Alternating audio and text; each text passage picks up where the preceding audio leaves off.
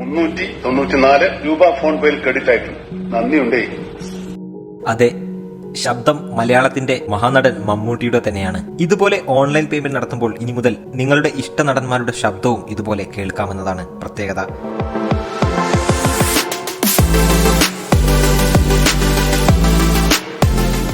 Phone പേ ആണ് പുതിയ സംരംഭത്തിന് വഴിയൊരുക്കിയിരിക്കുന്നത്.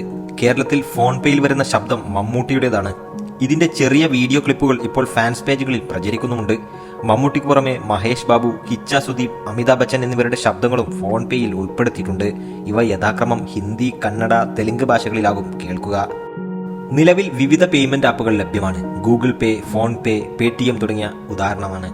പേയ്മെന്റ് ചെയ്തു കഴിഞ്ഞാൽ ഒരു വ്യക്തി എത്രയാണോ നൽകിയത് അത് കമ്പ്യൂട്ടറിന്റെ സഹായത്തോടെ ഷോപ്പ് ഉടമകൾ കേൾക്കും. എന്നാൽ ഇത്തരത്തിൽ കേൾക്കുന്ന ശബ്ദം പ്രിയ താരങ്ങളുടേതാക്കിയിരിക്കുകയാണ് ഇപ്പോൾ പേടിഎം.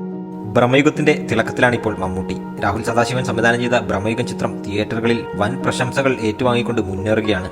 കൊടുമൺപൂട്ടി എന്ന കഥാപാത്രമായാണ് മമ്മൂട്ടി ചിത്രത്തിലെത്തുന്നത്. അതുപോലെ ടെർബോ ആണ് ഇനി മമ്മൂട്ടിയുടേതായി റിലീസിനൊരുങ്ങുന്ന മറ്റൊരു ചിത്രം. വൈശാഖ് സംവിധാനം ചെയ്ത ചിത്രത്തിന്റെ തിരക്കഥ ഒരുക്കുന്നത് മിഥുൻ മാനുവൽ തോമസ് ആണ്. ബസൂക്കാണ് മമ്മൂട്ടിയുടേതായി അണിയറയിൽ ഒരുങ്ങുന്ന ചിത്രങ്ങളിൽ മറ്റൊന്ന്.